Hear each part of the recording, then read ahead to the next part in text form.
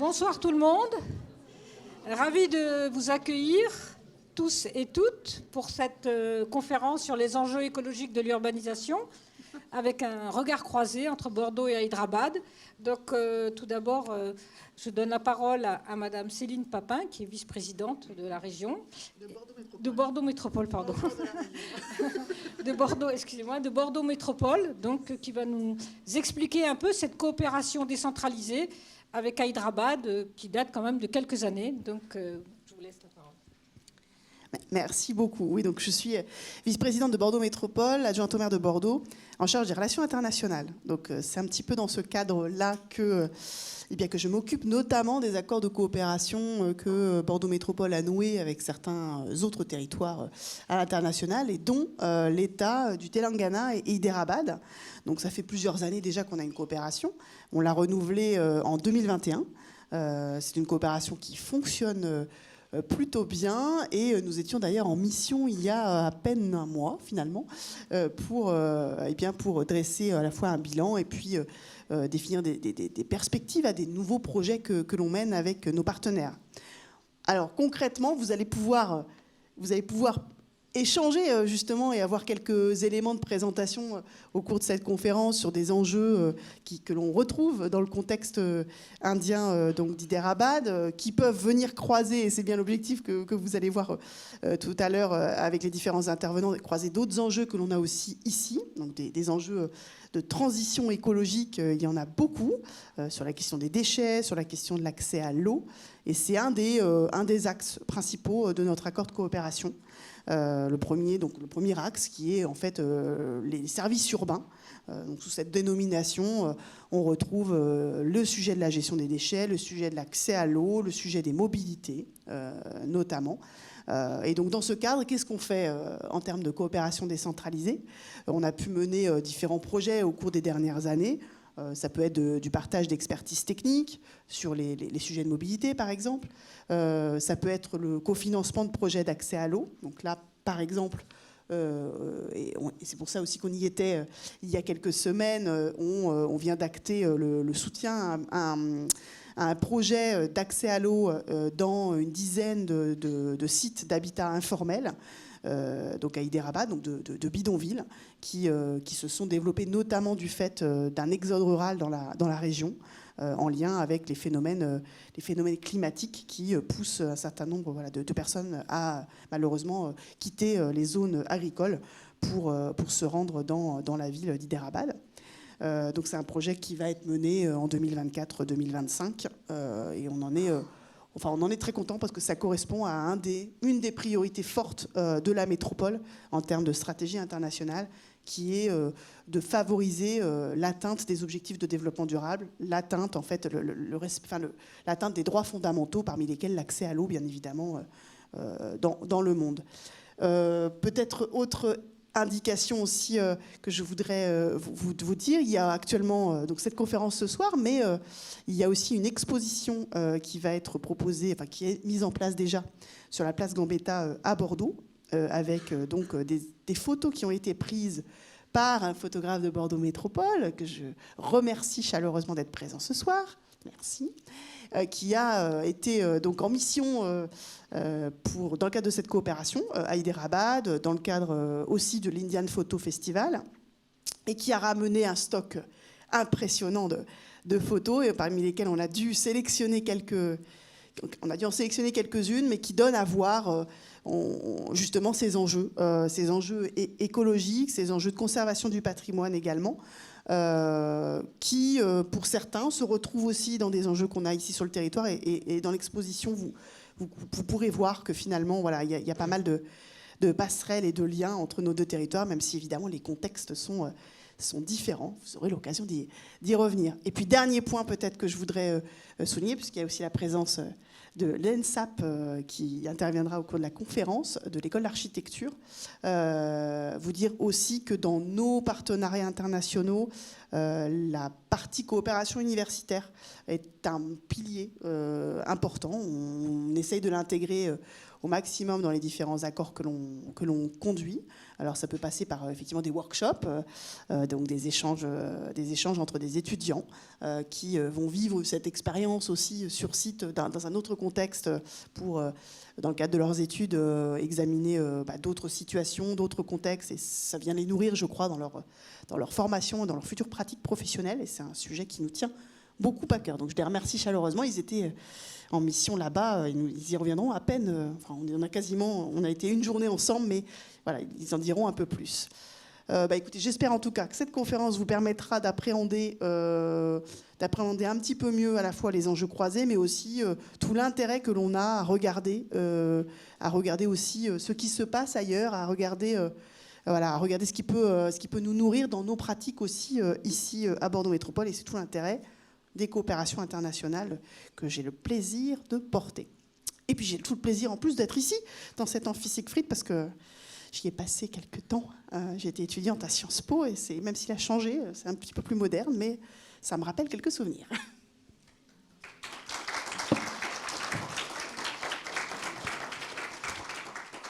Merci beaucoup, Madame la vice-présidente de Bordeaux Métropole. Je tiens aussi à remercier Sciences Po Bordeaux et Madame Rouman qui s'est beaucoup investie dans cette manifestation, ainsi que tous les étudiants du Master SGM de M. Gilles Pinson qui est là-haut. Ils sont une douzaine à participer à cette conférence et ont beaucoup travaillé. Je tiens aussi à remercier Sarah Giuliano, qui n'est pas là, mais qui est chargée de mission de Bordeaux Métropole à Hyderabad et qui nous a beaucoup aidés dans le cadre de la préparation de cette conférence, et que je connais bien, parce qu'on a aussi organisé un colloque l'an dernier, grâce à un projet aussi financé par la région, grâce à Gilles Pinson ici présent, ce qui m'a permis justement de travailler, d'aller plusieurs fois sur le terrain à Hyderabad. Donc, d'emblée, j'ai envie de dire quand même, regard croisé, effectivement, quand on voit la différence entre ces deux métropoles, vous voyez bien qu'on a ici la région métropolitaine de Hyderabad qui fait en fait 7500 km². Donc on n'est pas dans la même dimension. Bordeaux Métropole qui fait à peu près 650 km². Donc moi je préfère comparer finalement, vous voyez le petit rectangle, le losange bleu, à Bordeaux Métropole, c'est à peu près 650 km². C'est ce qu'on appelle la municipalité en fait de Hyderabad. Sauf que Bordeaux Métropole fait 820 000 habitants et la municipalité de Hyderabad fait plus de 8 millions d'habitants. Donc, tout de suite, ça vous pose un peu le cadre. Donc les enjeux ne sont pas du tout les mêmes d'emblée. Il faut savoir que, par exemple, on assiste effectivement, comme à Bordeaux Métropole, à un étalement urbain. On a bien parlé, nous les géographes, je suis géographe, de l'extension spatiale, l'extension urbaine. Donc ce n'est pas seulement lié à un exode rural, je dirais, mais c'est le fait aussi que les villes s'étalent de plus en plus et donc absorbent les villages environnants. Donc j'aime bien, moi, cette définition de l'aire urbaine qu'on a en France.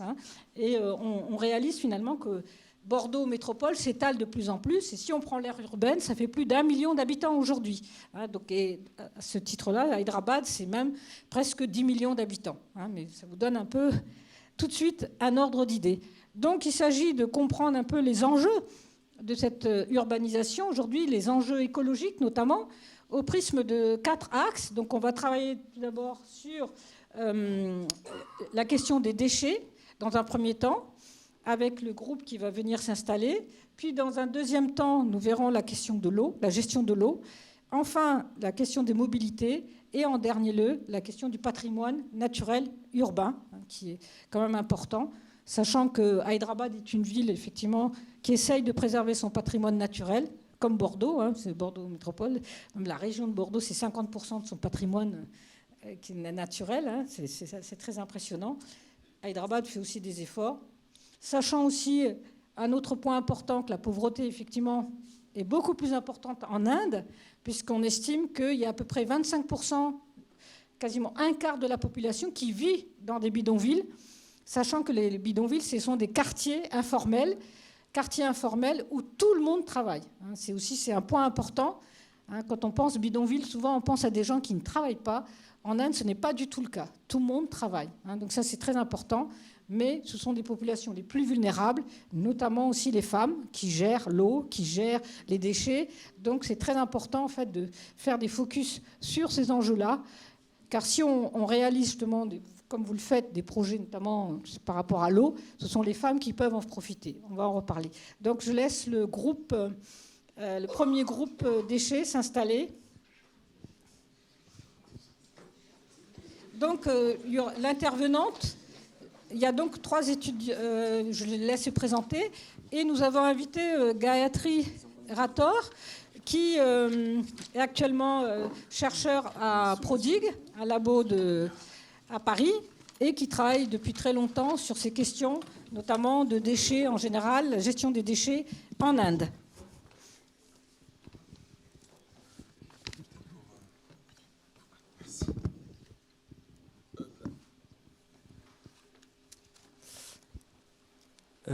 Donc bonjour. Peut-être on peut se présenter un peu avant. Donc moi c'est Tanguy, donc étudiant en 4e année, première année de master en master stratégie gouvernance métropolitaine. Moi c'est Valentin, du coup aussi étudiant en stratégie gouvernance métropolitaine. Et pareil pour moi c'est Martha, également master SGM. Et nous sommes le groupe TMV chargé des déchets. Voilà, si vous ne savez pas. Bonjour, moi c'est Gayatri, je suis postdoctorant à l'Université Paris 1 à Panthéon-Sorbonne et attachée au laboratoire PODI. Et je travaille sur les thématiques des déchets, notamment de recyclage et aussi les voitures d'occasion. Donc on va commencer par la première thématique qui est celle des déchets. Les déchets, c'est une problématique dont on ne parle pas forcément dans les problématiques urbaines, alors qu'elle est quand même très importante aujourd'hui et qu'elle fait un peu peur. Les villes ont un rôle très important à jouer partout dans le monde, que ce soit pour inciter les citoyens à avoir des gestes et des comportements respectueux dans le tri des déchets, mais aussi pour mieux les gérer de manière générale, puisque des déchets, il y en a beaucoup. Aujourd'hui, on va se poser la question notamment de la politique de gestion qui peut être très centrale et le besoin qu'elle soit très centrale par les métropoles et qu'elle soit bien contrôlée par ces pouvoirs publics, notamment pour le contrôle aussi plus large des différents réseaux, que ce soit le transfert, la valorisation des déchets, la sensibilisation de ces enjeux aux citoyens, comme on l'a dit. Voilà, donc on va enchaîner par vous mentionner quelques chiffres. D'abord pour Bordeaux Métropole qui a voté en 2022 un plan stratégique pour les déchets, donc pour le mandat de 2020 à 2026, qui prévoit de réduire la part des déchets par habitant par 15% d'ici 2023 et également une part des déchets recyclés de 65% d'ici 2035. Et c'est un véritable défi car aujourd'hui, on est à une quantité de 512 kg de déchets produits par personne dans la moyenne de 2022. Et de cette quantité, on a une quantité de 34% des déchets qui sont recyclés.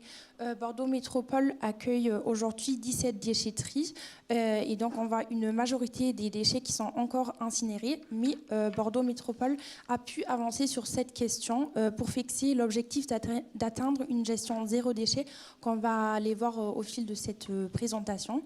Pour la part d'Hyderabad, on est sur une gestion qui peut sembler plus épineuse, une gestion plus floue, moins organisée, mais aussi il faut mentionner que c'est une taille beaucoup plus importante d'habitants qui peut donc impacter cette bonne collecte et gestion des déchets.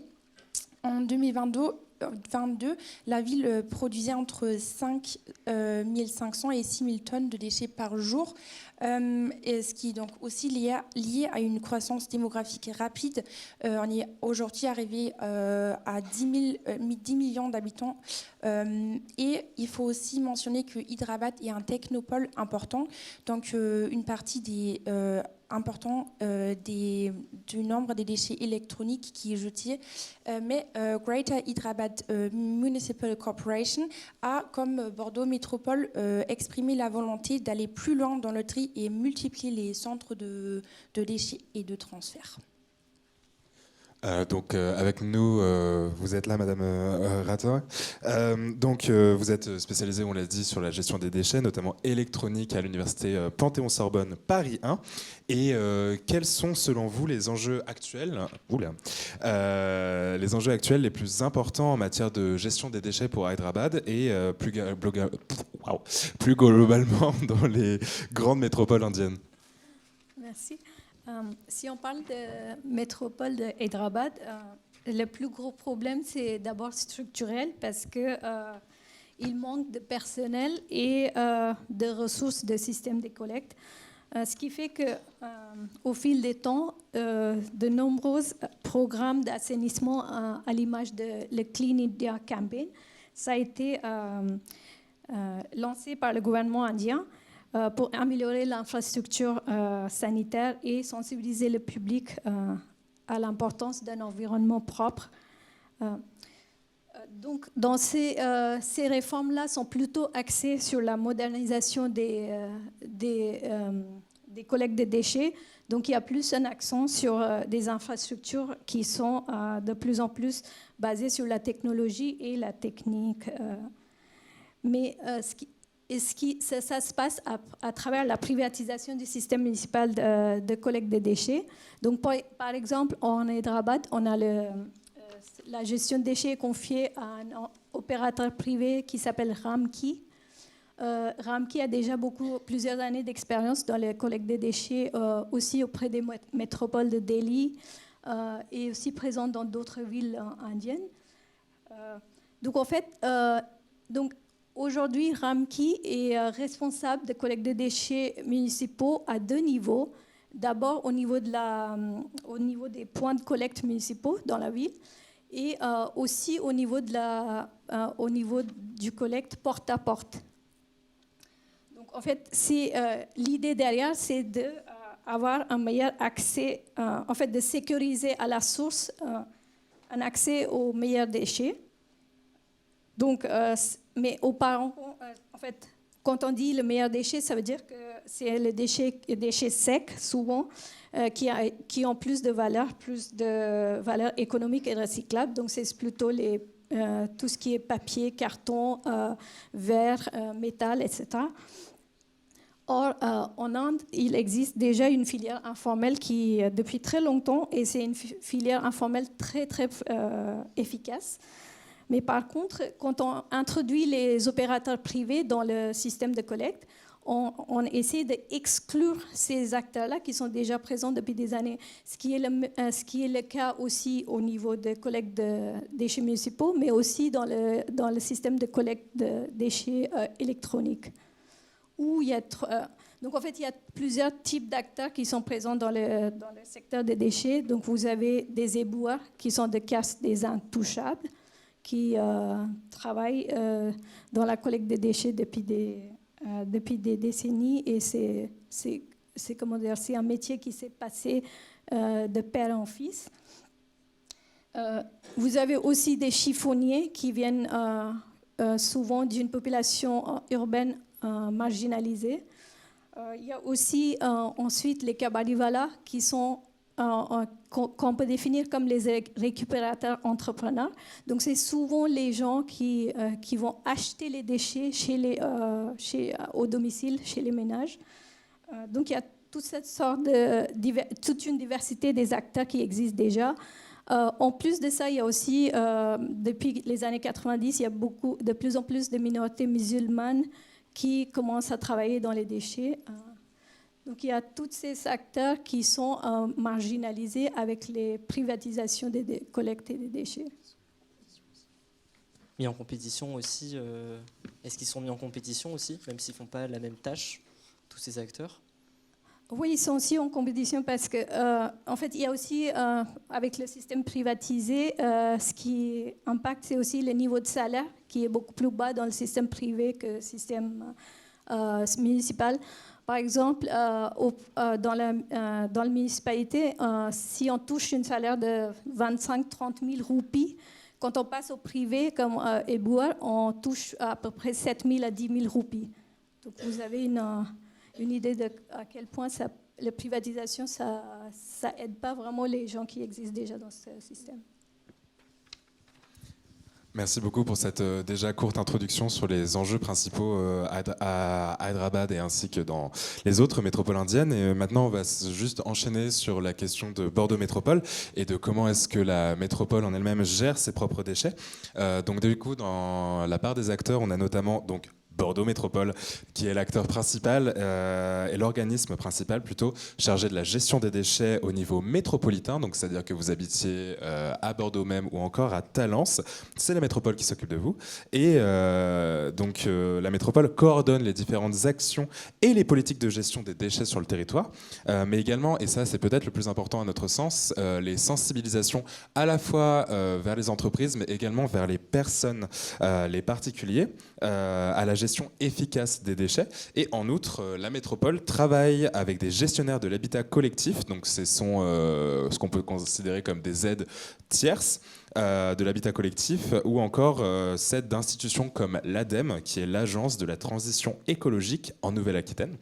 Et donc ce qu'il faut garder en tête à propos de la métropole, c'est qu'elle est réalisatrice, mais aussi animatrice, ainsi qu'accompagnatrice sur cette thématique. Mais on compte aussi des prestataires, parce que la gestion des déchets ne peut pas se réaliser seule, comme par exemple Suez Environnement ou encore Veolia, qui sont donc des entreprises prestataires chargées à la fois de la collecte, du tri et du traitement des déchets au sein de la métropole. Elles gèrent les infrastructures, donc telles que les centres de tri, les usines d'incinération ou de valorisation énergétique, ainsi que les décharges dont on a déjà un petit peu parlé, c'est le principe d'incinération, etc. Et enfin, et ça c'est vraiment accessoire, mais c'est toujours bon d'avoir en tête, on a EcoDDS, qui est un organisme spécialisé dans la collecte et le traitement de déchets dangereux de ménage. Donc ça peut être par exemple des peintures, des solvants, des produits chimiques, produits inflammables, explosifs, etc., auxquels les particuliers ne sont pas vraiment en contact, mais par contre les entreprises, etc., ont quand même besoin d'évacuer. Donc c'est cet organisme qui prend ça en charge. Et puis Bordeaux Métropole, de manière générale, a à charge tout ce qui est la gestion des déchets, mais donc aussi tout ce qui est le porte-à-porte, le ramassage des déchets de manière assez fréquente. Ça entraîne aussi le fait que Bordeaux Métropole le fait très fréquemment et soit une des métropoles qui dépense le plus pour ses déchets en France par rapport à d'autres métropoles qui sont de taille similaire. De la même manière, il y a aussi également tout ce qui est la TEOM, donc la taxe d'enlèvement des ordures ménagères, qui est aussi importante puisqu'il ne faut pas trop faire peser cette taxe auprès des citoyens, etc., aussi pour les inciter à mieux agir pour les déchets. Là-dessus, il y a aussi tout le volet sur la sensibilisation des déchets, puisque on le voit sur le petit graphique en haut, mais Bordeaux Métropole est une métropole qui n'investit peu pour la sensibilisation des citoyens, alors qu'aussi elle dépense beaucoup, et les citoyens sont des gros consommateurs de déchets. Et donc il y a tout un volet sur la sensibilisation qui est importante. Et là-dessus aussi Bordeaux Métropole, et de manière générale quand on communique sur les déchets, on doit faire en sorte que l'information elle soit lisible et elle soit claire aussi, parce qu'il y a de nombreux déchets aussi aujourd'hui avec de nouvelles poubelles de tri, comme Bordeaux l'a fait depuis 2023 aussi, avec la division aussi des poubelles. Là actuellement avec le compost, comme on va en parler. Donc voilà, c'est une mission qui est importante et qui brosse aussi très large.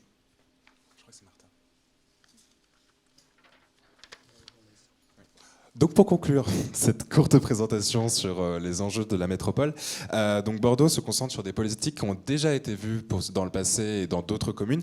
Cependant, et c'est ça qui est intéressant, on observe une double volonté. Déjà la première, c'est celle de simplifier la vie de ses citoyens et de ses citoyennes par des pratiques de recyclage et de tri simple. Donc vous l'avez probablement vu chez vous, mais vous avez deux poubelles, la poubelle noire et la poubelle jaune ouverte, ça dépend de votre commune, ce qui permet d'identifier déjà rapidement comment est-ce que vous devez recycler.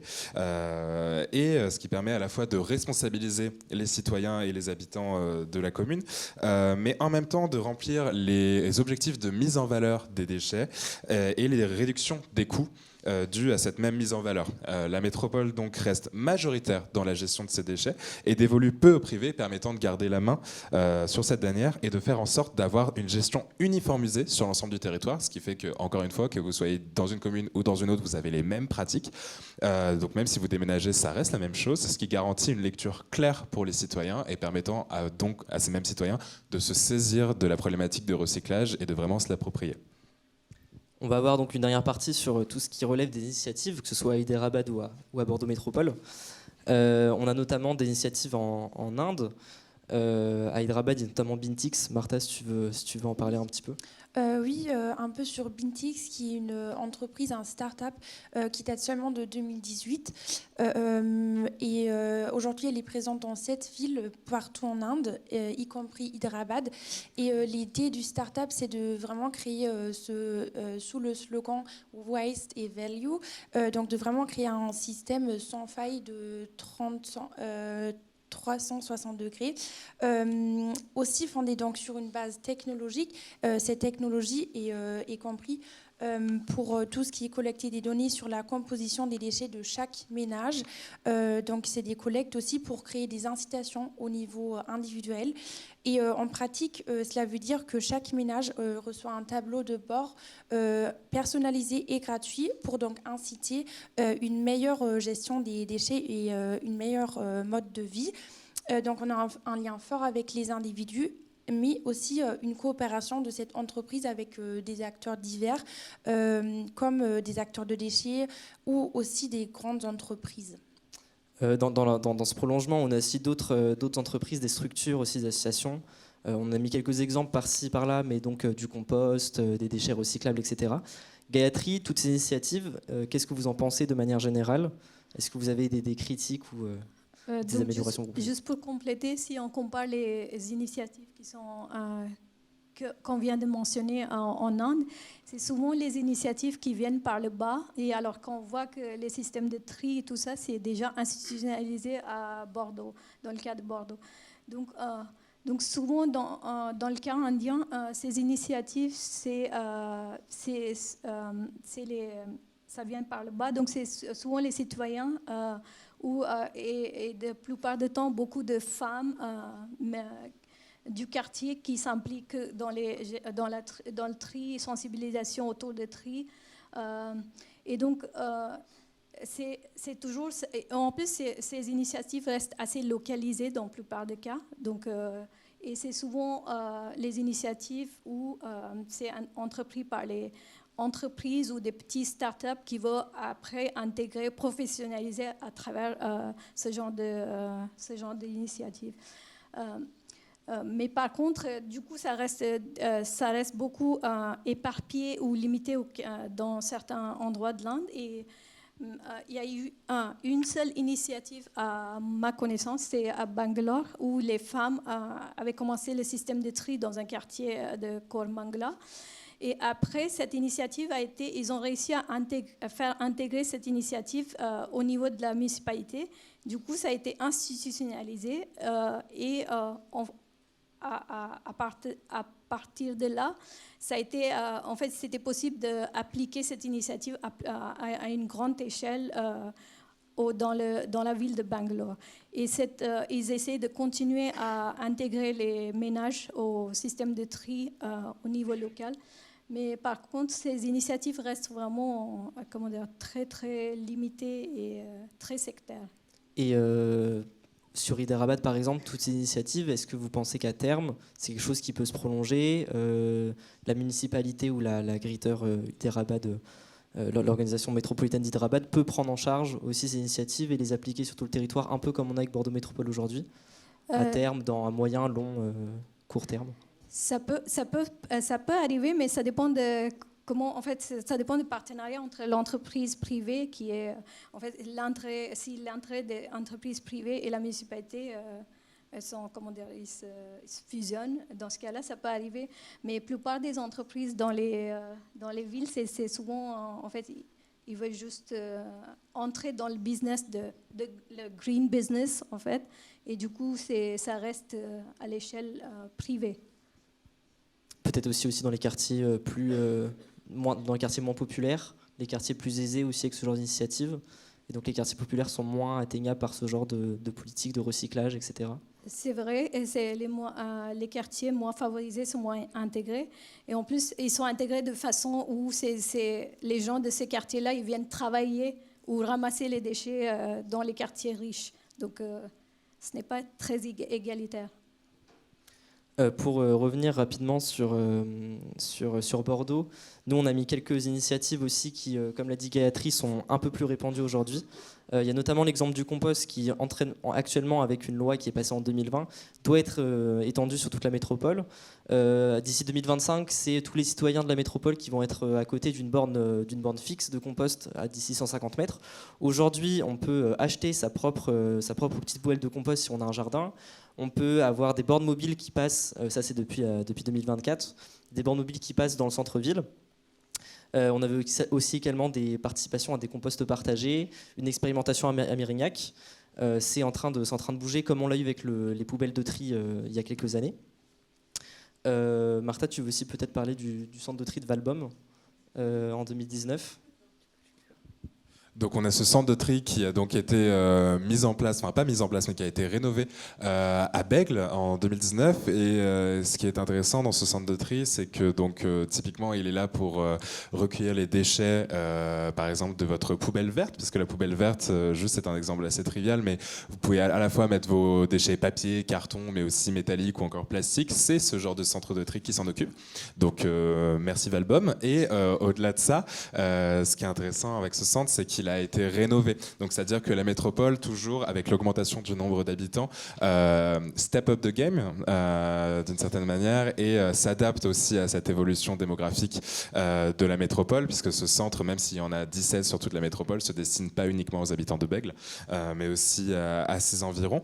Et donc ce centre de tri a été modernisé et il y a une augmentation d'à peu près 9000 mètres carrés, ce qui représente une surface assez conséquente, puisque pour vous donner des chiffres, Sciences Po Bordeaux par exemple fait 15 000 mètres carrés, donc c'est à peu près les 3/4 de Sciences Po, donc pas mal.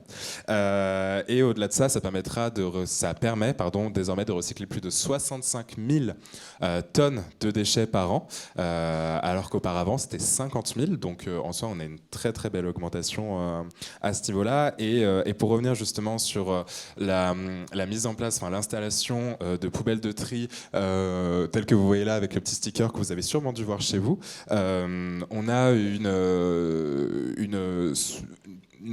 une amélioration significative de la gestion des déchets par les habitants et habitantes de la métropole. Donc ça, c'est chouette. Ça veut dire que les citoyens et les citoyennes sont de plus en plus responsabilisés dans le processus de tri et de recyclage de leurs déchets domestiques. Et on a 9 mois après, donc après cette initiative qui a eu lieu le 1er janvier 2023, donc aux environs de septembre 2023, on avait le vice-président de la métropole et maire de Carbon-Blanc, Patrick Labesse, qui avait affirmé, et je cite, « ça fonctionne ». Et parce que de fait, le volume de déchets dans la poubelle noire a diminué de 5,5%, ce qui était déjà un objectif et qui en 9 mois a été réalisé, donc c'est assez bien pour être souligné. Et par contre, la part de déchets recyclables a, elle, augmenté de 4,4%. Donc, pour résumer, c'est top. Et on continue comme ça, et c'est très chouette.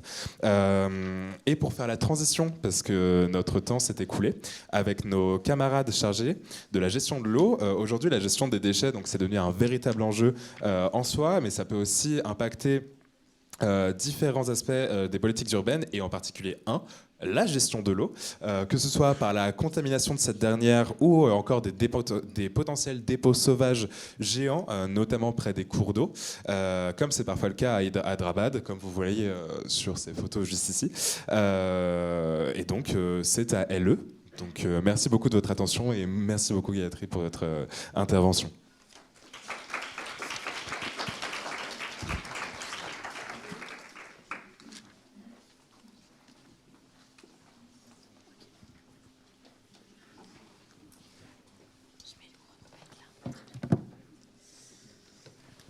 Merci pour l'intervention. Effectivement, la gestion de la ressource en eau est une question d'ampleur dans les zones urbanisées que sont Bordeaux et Hyderabad. Le thème qui va nous animer pour les 20 prochaines minutes, 20 minutes, une intervenante et 3 questionnants de l'IEP. Je m'appelle Clémence, je suis étudiante en première année du Master Stratégie et Gouvernance métropolitaine. Moi, c'est Noéma et je suis aussi dans le même master. Et moi, c'est Pauline Derrien et dans le même master.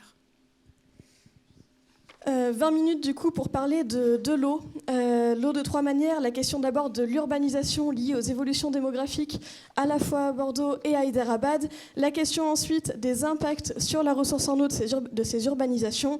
Et enfin les innovations locales et perspectives existantes.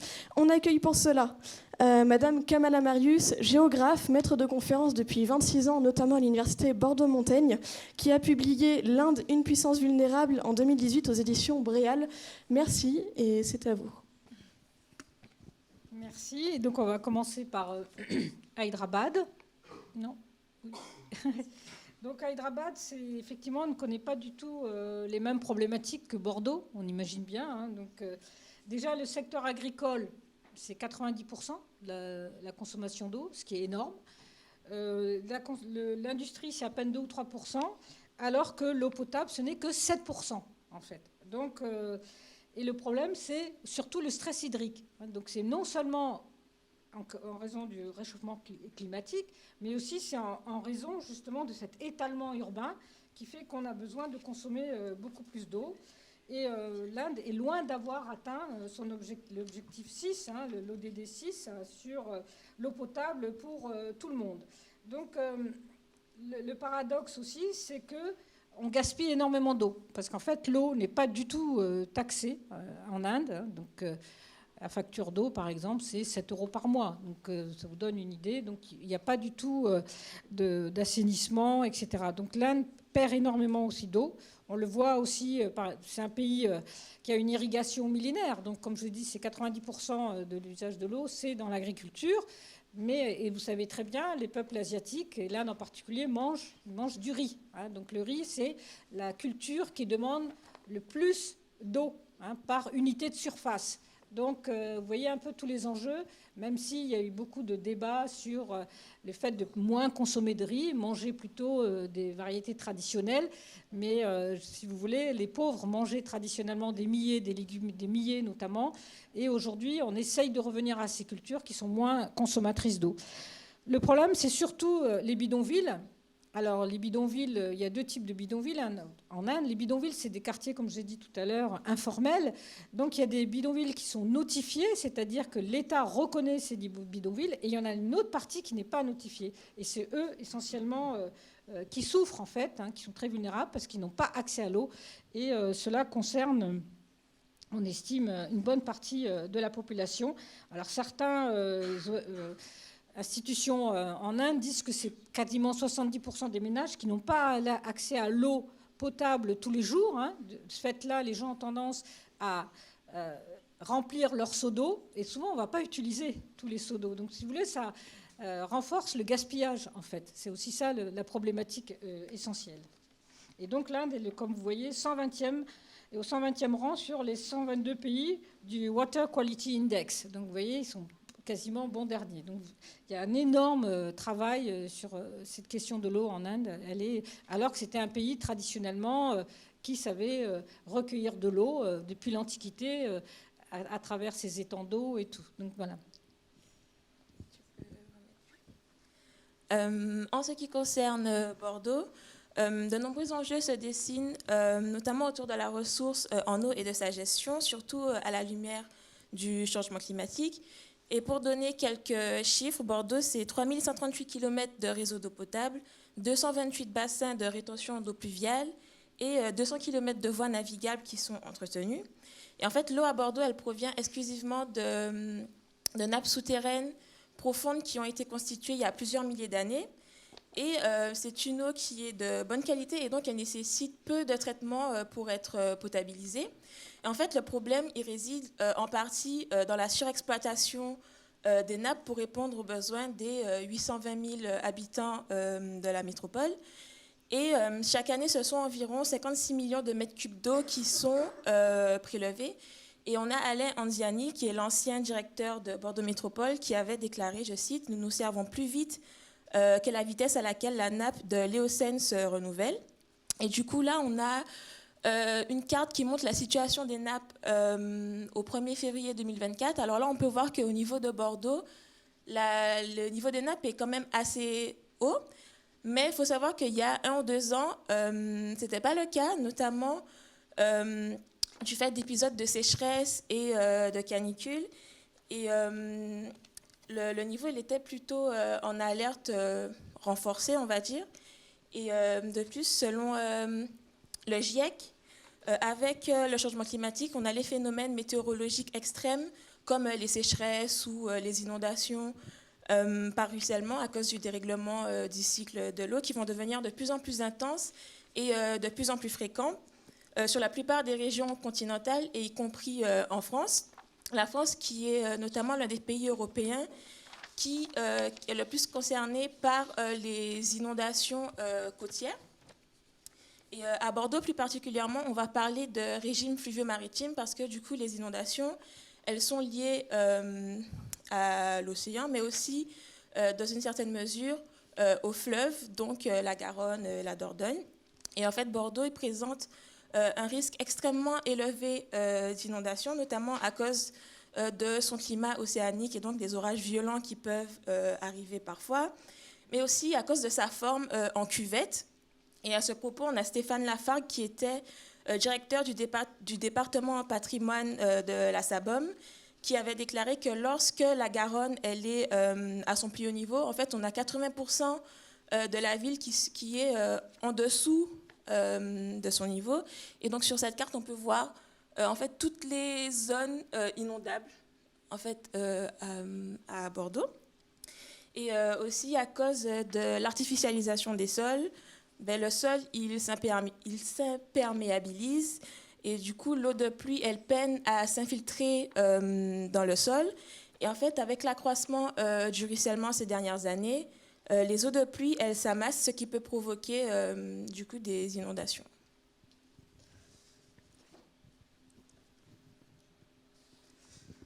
Après avoir vu l'état de la ressource en eau, c'est important de reprendre rapidement les évolutions aujourd'hui du contexte d'urbanisation. D'abord par rapport à Bordeaux, un contexte d'urbanisation croissant, avec une moyenne effectivement d'1,2% de croissance annuelle, de taux de croissance annuel sur la métropole, ce qui fait chaque année un ajout d'environ 9000 habitants. Donc on a bien une évolution démographique qui se produit. Une artificialisation qui, de fait, par conséquent, devient grandissante, avec une note notamment d'analyse de France Stratégie qui montrait que relativement aux autres territoires français, Bordeaux a une consommation d'espace naturel considérée comme efficace. Qu'est-ce qu'une consommation efficace ? C'est une consommation qui reprend à la fois de l'emploi et à la fois des habitations. Donc pour eux, il y a cette carte justement de classification des territoires qui était posée. L'artificialisation, on reprend effectivement les éléments posés dans l'article 192 de la loi Climat et Résilience. C'est l'altération durable de tout ou partie des fonctions écologiques d'un sol, en particulier des fonctions biologiques, hydriques et climatiques, ainsi que de son potentiel agronomique. L'artificialisation, donc, de fait, c'est quelque chose qui altère le territoire, qui altère directement des fonctions écologiques et biochimiques. C'est notamment le stockage de carbone, l'infiltration des eaux et les mécanismes de dépollution, les mécanismes biochimiques, donc naturels, de dépollution. Donc on a bien une artificialisation qui aujourd'hui a une conséquence sur le sol et sur le territoire. Ce qui se manifeste pour partie avec ce qu'on appelle les îlots de chaleur urbains. Des îlots de chaleur qui ont été cartographiés, notamment par Météo France sur l'année 2020, où on reprend effectivement sur la métropole, on se rend compte qu'on a des zones humides et des zones de végétation qui ont une température moyenne 2 degrés inférieure à celle des zones directement urbanisées et bitumisées. Donc on a bien un impact ici de conservation de la chaleur. En cause, 2 facteurs. Le premier, c'est l'albédo, et le second, c'est l'évapotranspiration. L'albédo, c'est la capacité d'une matière, en l'occurrence d'un sol, à refléter la chaleur ou non, à la renvoyer. La deuxième chose, l'évapotranspiration, c'est la capacité végétale des éléments sur le territoire à rafraîchir directement l'air par effet chimique, par effet immédiat en fait, de respiration de la plante. Donc c'est 2 éléments aujourd'hui qui expliquent ces effets d'îlots de chaleur.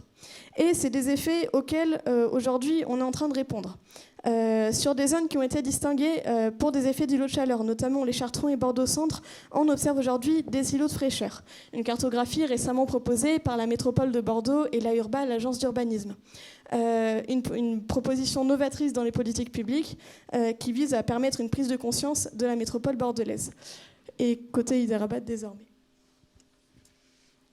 À Hyderabad, donc, on a les mêmes problématiques, à savoir une artificialisation des terres importantes. Là, on voit bien sur ces photos la rivière Musi, qui est l'un des systèmes fluviales les plus pollués en Inde.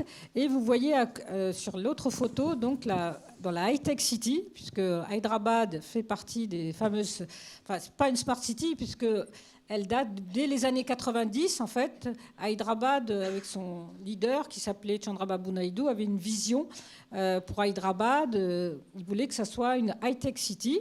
Et de ce fait-là, on a des quartiers, vous voyez, c'est très contrasté entre le bidonville à gauche et la high-tech city de l'autre, hein, avec ses bassins, ses fontaines. On ne se croirait pas du tout d'ailleurs en Inde quand on vit dans ces quartiers-là. Donc c'est ce gaspillage dont je vous parlais tout à l'heure, notamment. Donc en général, les habitants des bidonvilles vivent le long de ces rivières. Hein. Les bidonvilles en Inde se situent souvent dans des interstices, hein, donc et pas dans des territoires complètement isolés. Au contraire, ils sont partout là où il peut y avoir de l'eau, près des réseaux de chemin de fer. Et donc, c'est eux qui pâtissent énormément de ce manque d'eau. Et est-ce qu'il y a des programmes du coup qui ont été mis en place? Oui, alors à Hyderabad, notamment, il y a eu un programme qui s'appelait la mission Bhagirata, qui a été lancé en 2016 et qui coûte excessivement cher, plus de 4 400 millions de roupies. Et le gouvernement du Telangana avait pour objectif justement de fournir de l'eau à près de 25 millions d'habitants du Telangana. Là, je parle de toute la région, hein, pas seulement de... Mais comme je vous l'ai évoqué tout à l'heure, il y a les bidonvilles notifiés et non notifiés. C'est-à-dire les bidonvilles notifiés sont reconnus par l'État, alors que les non notifiés donc, sont abandonnés, littéralement. Et c'est eux qui sont finalement... qui souffrent le plus. Alors... c'est là où vivent justement les travailleurs saisonniers, etc. Et eux n'ont pas du tout accès ni à l'eau potable et sont obligés souvent d'aller acheter en fait, de l'eau ailleurs, à des vendeurs d'eau. Merci beaucoup. Alors, comme l'a dit Clémence et Noéma, on va devoir s'adapter de plus en plus aux sécheresses, mais aussi à la chaleur qui s'intensifie et à la dégradation de la biodiversité, notamment aquatique, à toute la montée des eaux fluviales notamment, et au risque d'inondation qui augmente. Pour cela, Bordeaux Métropole s'arme, notamment grâce à sa compétence en eau et assainissement, avec 2 missions majeures. Tout d'abord, il y a la mission de la gestion des milieux aquatiques et des préventions des inondations. Donc, pour cela, il y a une stratégie qui est mise en place de réduire la vulnérabilité face au risque des inondations, et notamment organisée par donc, le programme PAPI, Programme d'action de prévention des inondations. Et on a aussi des actions concrètes qui vont être mises en place, notamment par le biais de digues. Donc en fait, il y a 80 km de digues dans Bordeaux Métropole. Donc c'est ces ouvrages qui sont continus et longitudinaux par rapport au lit de la rivière et qui sont surélevés en fait par rapport au terrain naturel et qui permettent donc de bloquer le passage de l'eau ou en tout cas de le canaliser. Et on a aussi la gestion et la restauration de la qualité écologique et de la biodiversité en fait, des 250 km de cours d'eau de Bordeaux Métropole, mais aussi de ces zones humides. Parce qu'en fait, il y a un gros enjeu dans les zones humides, puisqu'elles ont des impacts bénéfiques très forts. Tout d'abord, c'est parce qu'elles permettent une meilleure gestion des crues, mais aussi c'est des plaines inondables fonctionnelles et elles permettent aussi une meilleure infiltration de l'eau dans les nappes phréatiques. C'est aussi des îlots de fraîcheur qui sont essentiels dans des périodes de canicule notamment. Et c'est aussi des composants naturels de ces zones humides. On pense notamment au bois, à l'humus, à la tourbe, qui piègent en fait le CO2. Et on a aussi un rôle naturel d'auto-épuration des eaux grâce à la proximité en fait, des rivières.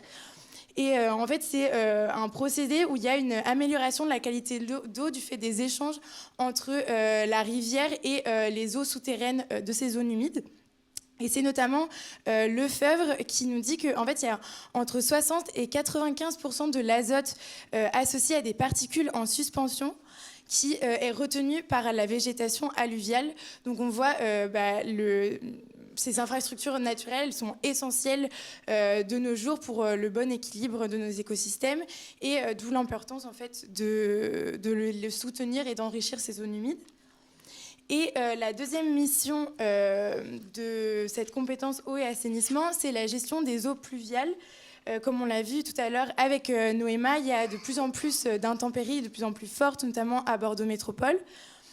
Et donc, Bordeaux Métropole va s'outiller, notamment avec des équipements de bassins de rétention d'eau qui sont aménagés en sous-sol pour absorber les pluies.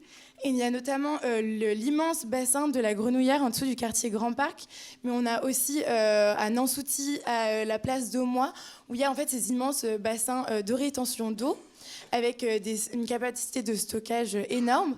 On a aussi des bassins à sec un peu de partout dans la métropole qui, du coup, stockent de l'eau à l'air libre et des plans d'eau qui font aussi office de bassins permanents de stockage puisqu'ils peuvent accueillir une quantité plus élevée d'eau.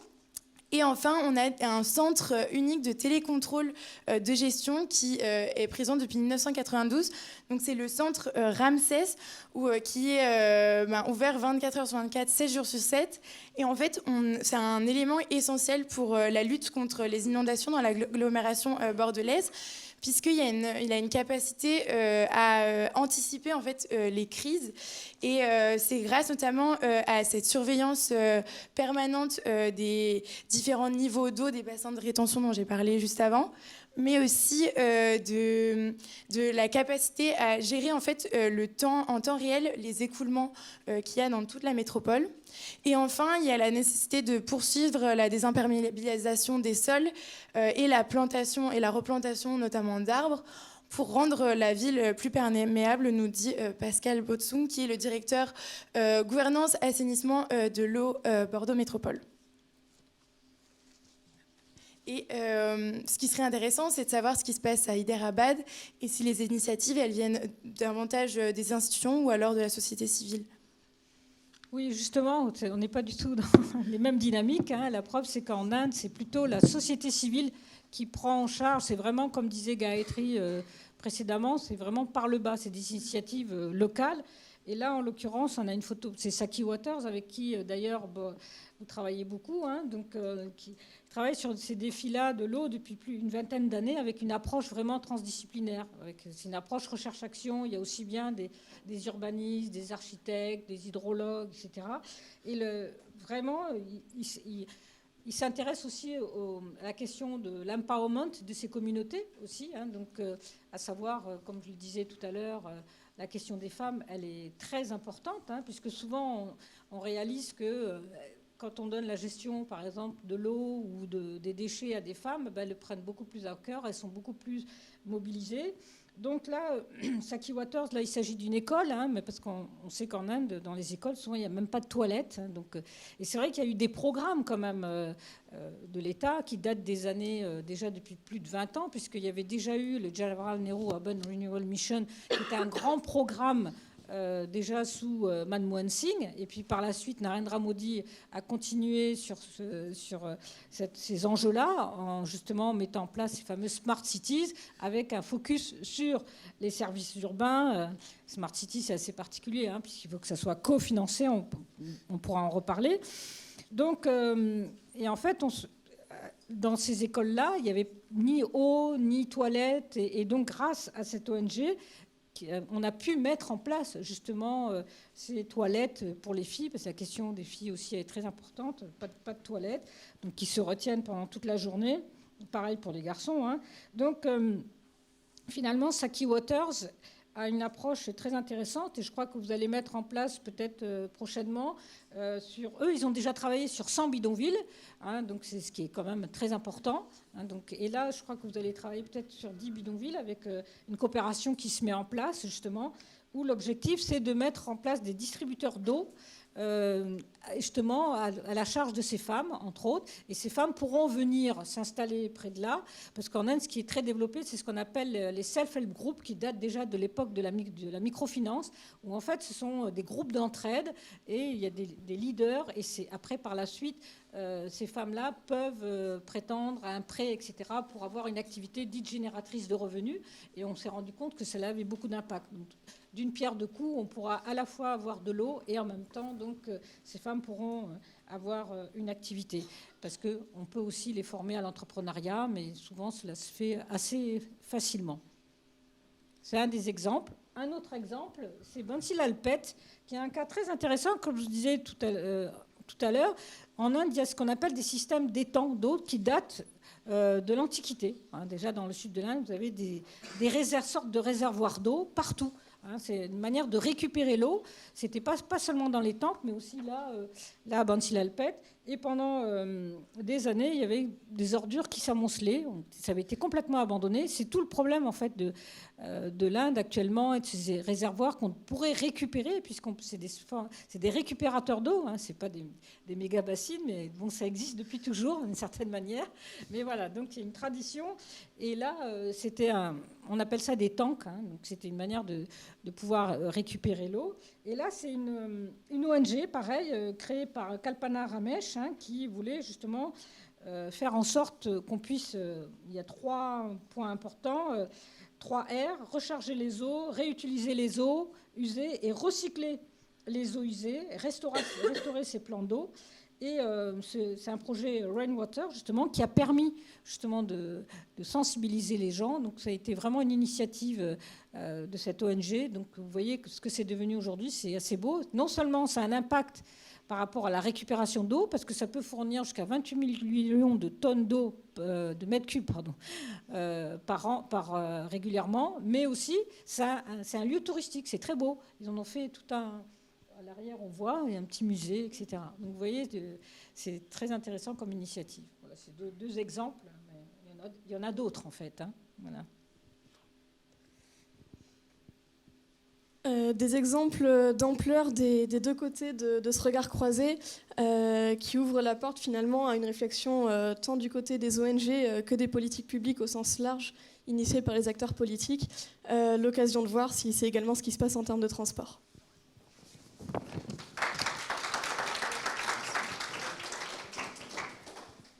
Merci.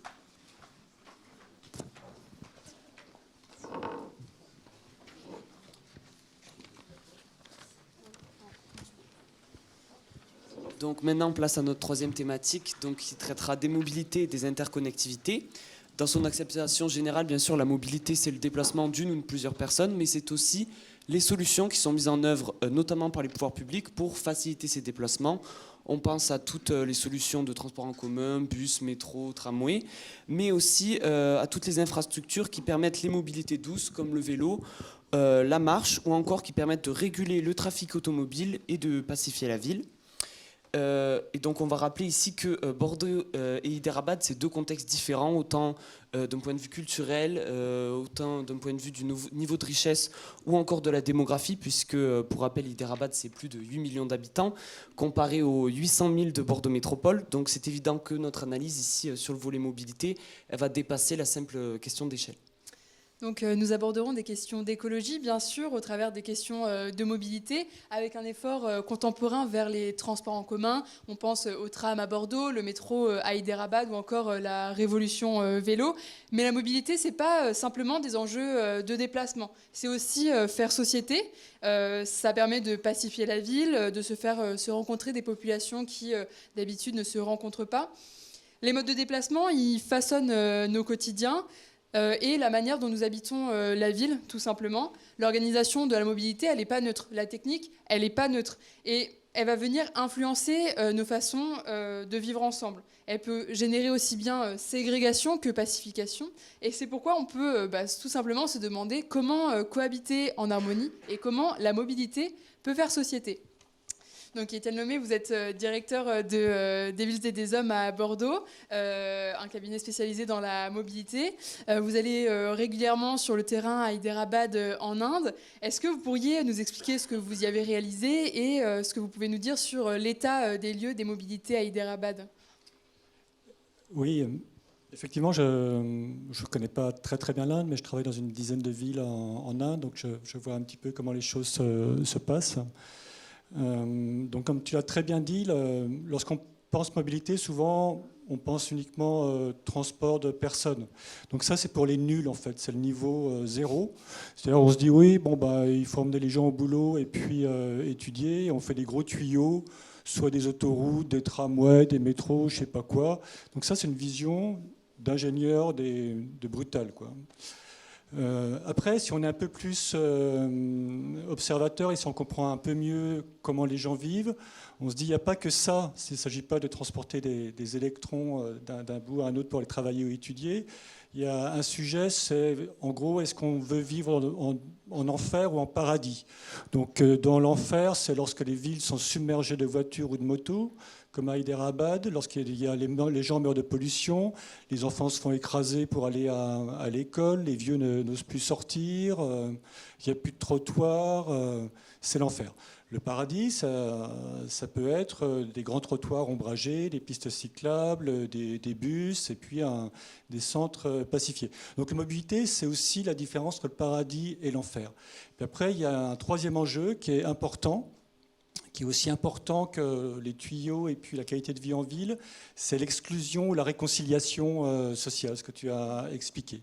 Soit on exclut les riches en voiture, les un peu moins riches en moto, après ceux qui n'ont rien, c'est-à-dire les femmes en gros, et puis les étudiants dans des bus, et puis les misérables à pied, ou alors on ne bouge pas.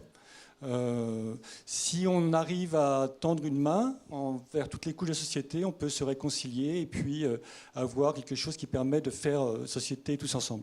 Alors comment ça se passe à Hyderabad ? Donc en grande partie c'est l'enfer.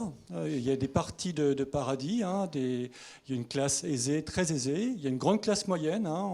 En Inde, je rappelle qu'en Inde, il y a 1,4 milliard d'habitants. Il doit y avoir 200-300 millions d'habitants qui vivent comme des Européens, donc une vaste classe moyenne qui voyage, qui vient visiter le Médoc, etc. Et une classe très, très pauvre aussi. Donc pour certains privilégiés, c'est le paradis, donc tout le monde en voiture, et puis on va travailler hors sol dans des grands immeubles avec des vitres partout et puis des jets d'eau, etc. Il y a une très grande classe moyenne ou moyenne inf qui se déplace en mobilette ou en moto. Donc ça, c'est le drame des villes indiennes. Les villes indiennes, le problème, ce n'est pas les voitures, c'est les motos. Il y a des motos partout. Il y a 5 ou 6 fois plus de motos que de voitures. À Bordeaux, ou dans l'aire urbaine de Bordeaux, tu parlais avec Kamala, qui représente à peu près toute la Gironde, il y a 1 600 000 habitants, il y a à peu près 1 million de voitures. À Hyderabad, il y a un gros million de voitures aussi. C'est à peu près la même chose, c'est à peu près le même parc. Mais il y a 6 fois plus ou 5 fois plus de motos. Donc il y a des motos, lorsqu'on se met dans la rue, on voit 5 à 6 fois plus de motos qui submergent tout dans un concert de klaxons, etc. Il n'y a plus de trottoirs, en fait. Dans beaucoup de quartiers, il n'y a plus de trottoirs, donc les gens peuvent plus se déplacer à pied. Alors ça, c'est très embêtant, parce que lorsqu'on travaille sur la mobilité, on s'aperçoit très vite qu'il y a 2 types de mobilité. Une mobilité pour aller travailler ou pour aller étudier, la mobilité qu'on doit à la société, pour aller fabriquer des yaourts, travailler dans l'administration pour faire tourner les villes. Et puis il y a la mobilité de notre vraie vie. La tessiture de notre vie, c'est-à-dire la mobilité familiale, les enfants qui vont à l'école, les femmes qui font le boulot et qui s'occupent de la famille, qui s'occupent des proches, des vieux, etc., qui font les courses. Donc ça, c'est la mobilité de quartier. Ça se fait à peu près essentiellement à pied. Et quand il n'y a pas de trottoir ou qu'il faut zigzaguer entre des réseaux d'assainissement qui sont découverts, etc., qu'on risque de se faire écraser, c'est un très très gros problème. Donc ça, c'est un sujet très important à Hyderabad, comme dans la plupart des villes indiennes. Donc, c'est un petit peu un tableau apocalyptique que je fais, mais on en parlera sans doute après. Il y a des très très gros efforts qui sont faits à tous les niveaux, par le gouvernement fédéral, par chacun des États et par de nombreuses ONG pour améliorer les choses. Et donc c'est donc ça notre question, comment faire société par la mobilité finalement ? Voilà, donc lorsqu'on est ministre des Transports en Inde, au niveau fédéral, on a la responsabilité de déplacer chaque jour 1,4 milliard d'habitants. Donc c'est une personne sur 5 sur Terre qui est indienne. Donc tu te retrouves ministre des Transports et tu as la responsabilité du déplacement d'un terrien sur 5. Tu dis, comment je fais moi exactement pour faire ça ? Donc il ne faut pas oublier que l'Inde, c'est un pays de grands scientifiques. C'est un peuple très avancé qui maîtrise les satellites, l'aérospatiale. Donc sur les transports, il y a toute une communauté de scientifiques qui est sans doute plus avancé que les Français, en fait, sur tout ce qui est études sociologiques, sur la modélisation des déplacements, sur les aspects technologiques, comme chaque roupie compte, est-ce qu'on dépense vraiment bien notre argent. Donc le calcul économique est vraiment très, très, très, très poussé en Inde. Donc il y a des très, très gros efforts qui ont été faits, et les Indiens ont évidemment remarqué que leurs villes sont submergées de motos et que ce sont devenus des enfers dû à la transition démographique. Donc il y a une politique très, très volontariste de construction de réseaux de métro en viaduc, souvent, comme à Hyderabad, et puis de revitalisation aussi des bus. Donc la plupart du temps, ça a été un échec. Ces métros, sauf à Hyderabad, qui marche bien, il y a des tas de villes en fait où les villes ont été, avec tout le beau patrimoine, ont été défigurées avec des métros sur viaduc, et puis avec personne dedans, parce que c'est trop cher en fait. Donc il y a eu une deuxième vague qui a travaillé sur la mobilité en disant bon, maintenant on arrête de faire n'importe quoi et de faire du béton partout. On va travailler sur une meilleure intégration entre les bus, les rickshaws qui constituent une grosse partie aussi des flux, et puis ces métros ou du ferroviaire urbain pour arriver à intégrer tout ça. Et simultanément, on fait des trottoirs et on fait des pistes cyclables. Donc il y a une ville qui a eu un grand prix. Chaque année, il y a une espèce de prix Nobel de la mobilité qui est décerné. Et il y a 2 ans, c'est Pune qui a eu ce prix parce qu'ils se sont mis à faire une politique très, très en faveur des trottoirs, des vélos et des bus.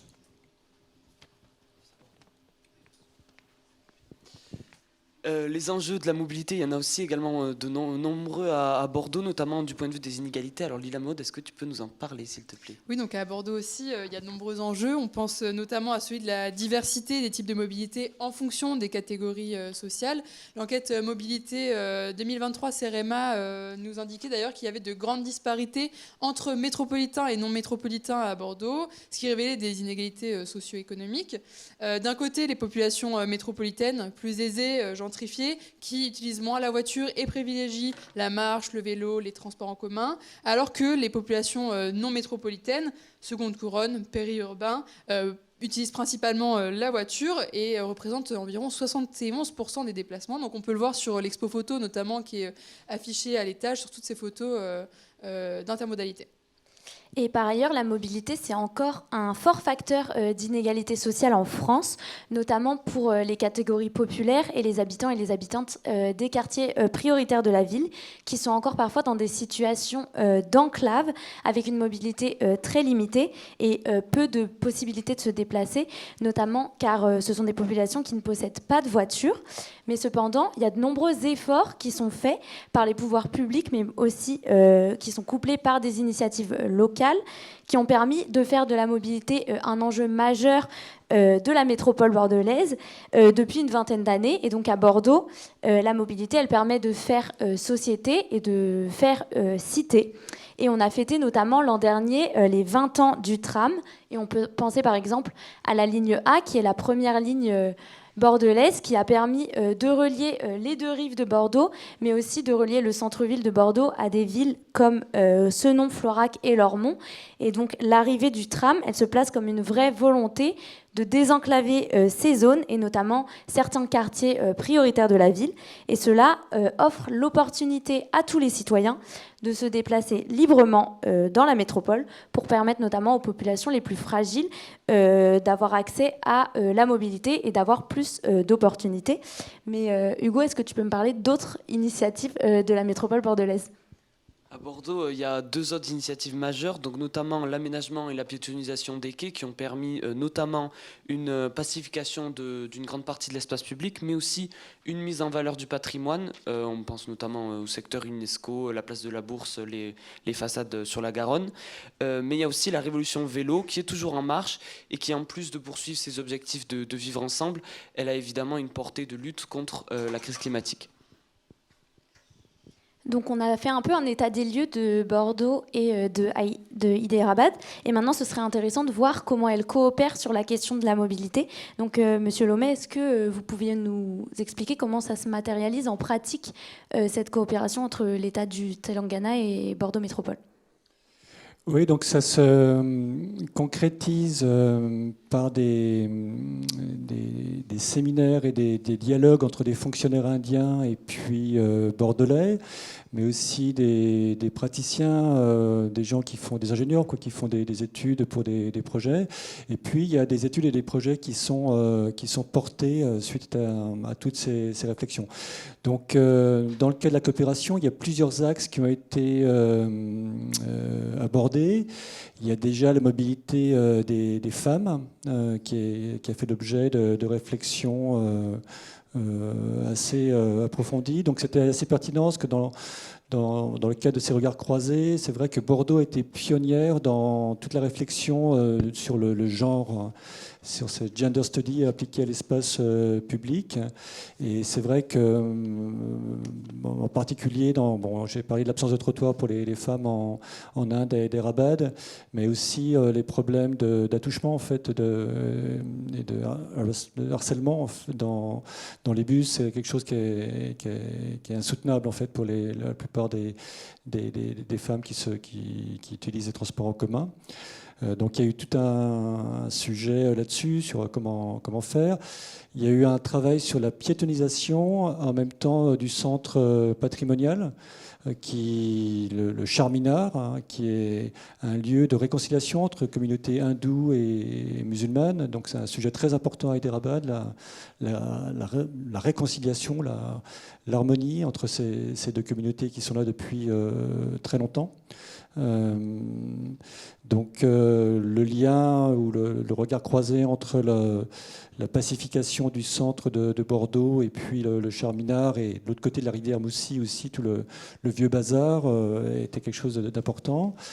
Et finalement, on a travaillé sur la possibilité d'avoir du ferroviaire urbain en complément du métro, donc qui pourrait être un axe de tramway nord-sud qui permettrait de réconcilier les beaux quartiers qui habitent vers le lac tout en haut, au nord, en passant par les quartiers plus paupérisés, franchir le fleuve et puis essayer de tendre une main, comme ça a été fait finalement à Bordeaux en franchissant le fleuve entre rive gauche et rive droite. Donc tout ça, il y a eu de la réflexion, des échanges, il y a eu des études très lourdes qui ont été faites sur le sujet. Bon, maintenant, on peut passer peut-être aux phases plus pratiques dans les années qui viennent. Mais je voudrais insister sur le fait qu'à Hyderabad, comme dans d'autres villes, il y a vraiment un très très grand effort qui est fait à tous les niveaux. Le gouvernement fédéral, l'État, la corporation, qui est l'équivalent de la communauté urbaine, et puis par des ONG qui sont souvent animées par des gens de très très haut niveau, désintéressés, qui essaient vraiment à la fois d'avoir des mouvements d'activistes, de reclaim the streets, donc d'essayer d'avoir des journées sans voiture ou de favoriser le vélo, etc. Hyderabad a eu une tradition à un moment dans les années 50 d'être une ville cyclable. Les universitaires se déplaçaient en vélo, un peu tout le monde. Donc c'était un mode de transport qui était partagé par tous. Ce qui n'est plus du tout le cas actuellement, mais ça pourrait le redevenir. En tout cas, il y a un grand intérêt de la part de tous à travailler sur la mobilité. Et je crois que nos collègues, ils ont très très bien compris ce rôle que vous avez bien résumé de la mobilité. Il ne s'agit pas juste de transporter 60 ou 80 kilos de chair et d'os, mais de faire que les gens puissent vivre heureux en ville. Est-ce qu'il y a d'autres initiatives locales qui sont menées à Hyderabad pour révolutionner les mobilités ? Oui, alors il y a ces ONG, notamment en lien avec les universités ou les instituts technologiques, qui sont souvent des activistes qui essayent de mener des actions, y compris dans les beaux quartiers, en disant d'accord, vous avez des voitures, mais la plupart des gens se déplacent, c'est un autre monde, donc vous vivez dans un monde hors sol qui n'a rien à voir avec le reste. Donc essayez un petit peu d'imaginer est-ce que vous pourriez vivre sans voiture. Donc effectivement, il y a des actions comme ça. Et puis à Hyderabad, il y a quelques années, en partenariat avec Bordeaux Métropole, a accueilli une très très grande conférence qui a lieu tous les 2 ans, qui s'appelle Urban Mobility India, UMI, et qui réunit des milliers de chercheurs, de profs, d'ingénieurs, de bureaux d'études, de fabricants de motos, de rickshaws électriques, et où ça foisonne vraiment beaucoup sur la sur la réflexion, sur le montage de projets. Donc oui, Hyderabad, c'est une ville vraiment, une agglomération, une métropole pilote pour la mobilité en Inde. Merci beaucoup. Donc on a vu que cette coopération, c'est une coopération qui marche bien et qui permet à la mobilité de faire société tant dans les villes qu'au niveau mondial. Et donc la mobilité, elle revêt une multiplicité d'enjeux. Donc la mobilité, c'est aussi les loisirs. Ça permet de sortir et de découvrir des espaces naturels. Et c'est pour ça que la protection du patrimoine est aussi un enjeu pour les villes au XXIe siècle, comme nous allons le voir maintenant.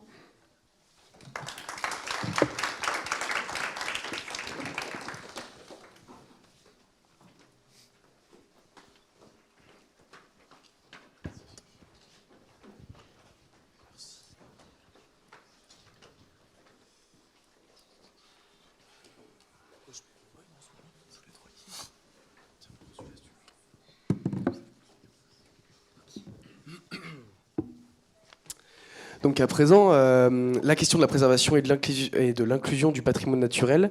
Tout d'abord, évidemment, c'est un sujet central qui pose de nombreuses questions. Et puis dans cette perspective croisée entre Bordeaux et Hyderabad, la préservation du patrimoine naturel s'intègre dans des contextes environnementaux, culturels, mais aussi structurels, qui sont évidemment, comme on l'a vu jusqu'ici, assez différents. D'abord, pour rester un petit peu en surface, peut-être revenir un peu sur la définition du patrimoine naturel. On va prendre la définition de l'UNESCO, c'est peut-être pas la meilleure.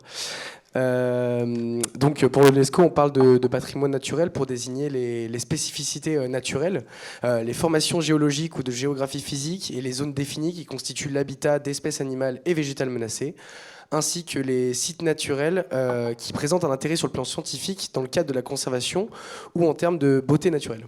Donc voilà, derrière cette définition un peu en surface du patrimoine naturel, on pense qu'il convient de s'intéresser un peu plus, notamment en sujet de cette conférence, à sa place dans nos milieux urbains contemporains.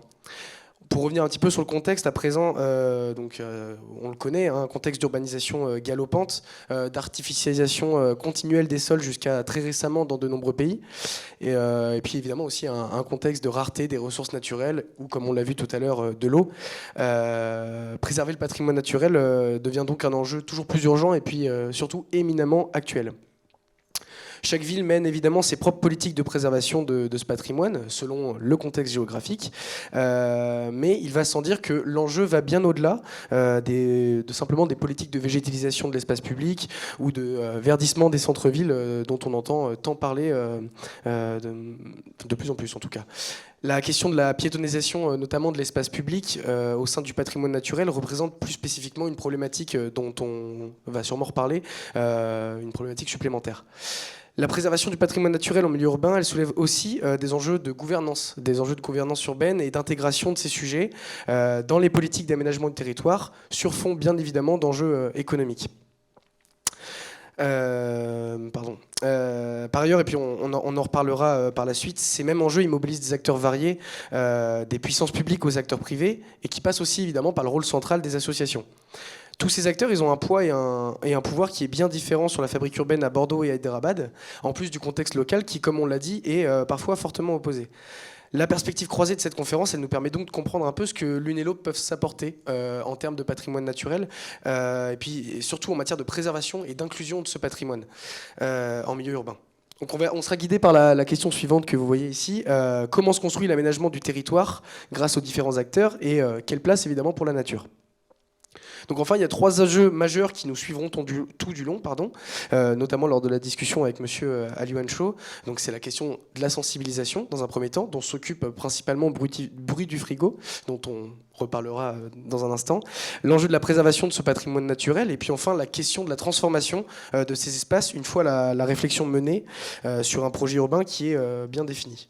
Donc nous accueillons donc avec nous Monsieur Hossein Aliouane Chaud, architecte et urbaniste, mais aussi professeur et maître de conférence à l'École nationale supérieure d'architecture et de paysage de Bordeaux, et membre fondateur de l'association Bruit du frigo. Donc pour commencer, monsieur, est-ce que vous pouvez nous faire d'abord une présentation succincte de Bruit du frigo, notamment sa genèse et ses objectifs ?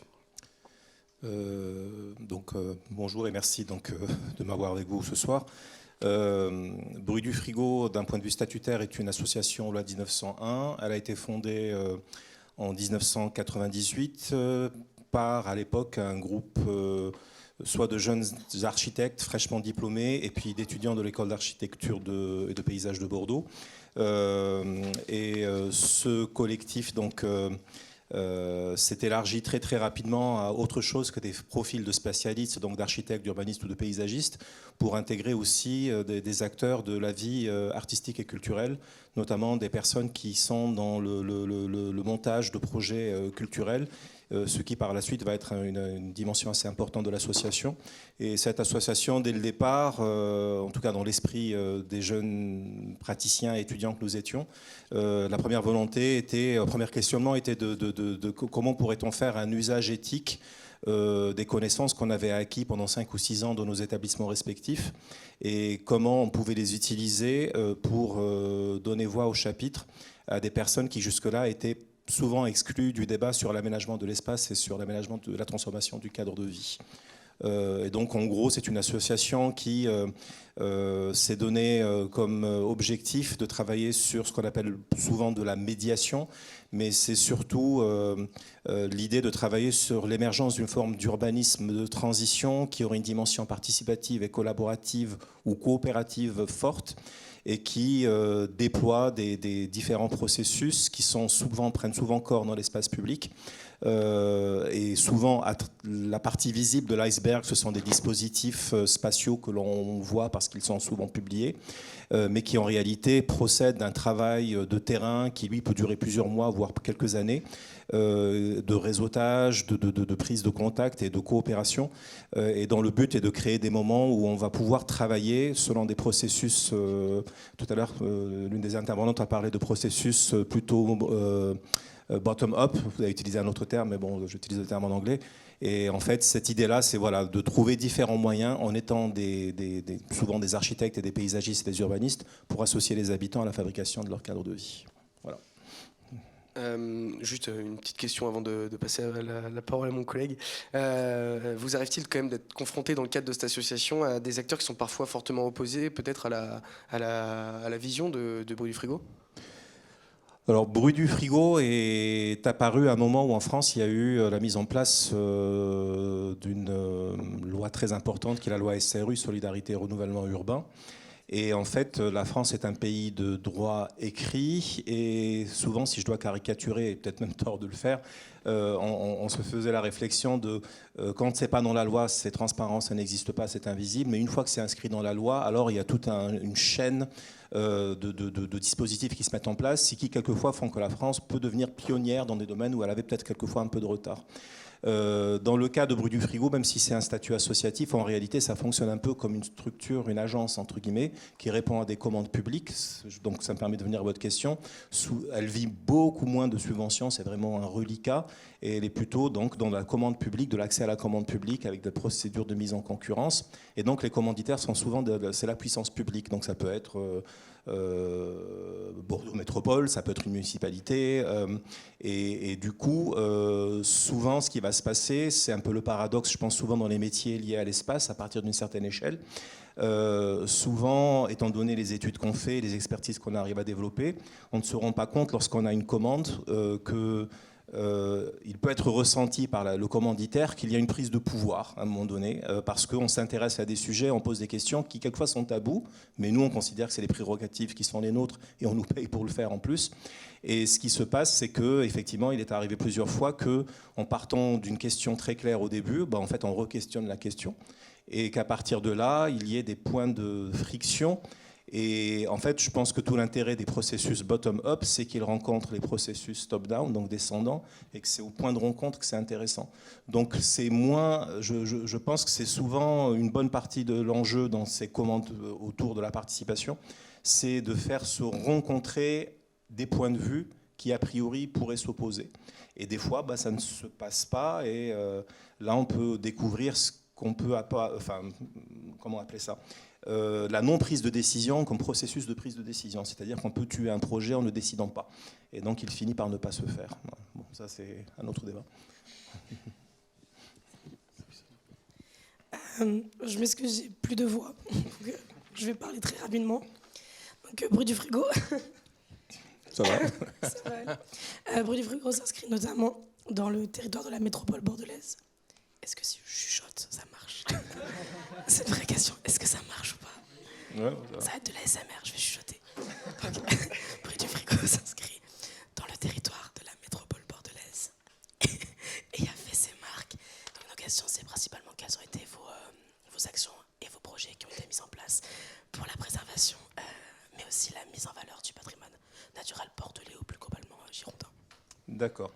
Je ne vais pas murmurer la réponse, mais il y a une multitude de projets. Si vous allez sur le site, vous allez voir que ce qui est en commun, c'est d'essayer d'associer les habitants à la transformation de leur cadre de vie, mais ça peut changer en termes d'échelle, de problématiques.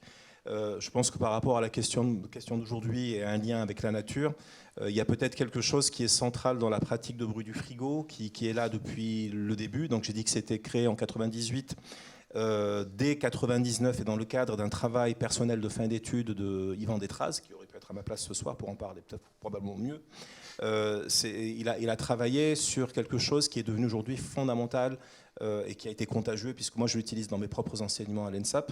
Et en fait, c'est la marche, et la marche collective comme étant un vecteur immersif qui permet de comprendre sur un plan, alors j'utilise un gros mot pour certains, mais phénoménologique, donc à partir des sens, comprendre un territoire, commencer à palper des choses un peu immatérielles qui généralement passent complètement à travers le tamis, des approches plus structurées qui sont très bonnes aussi, mais qui quelquefois sont convoquées trop vite.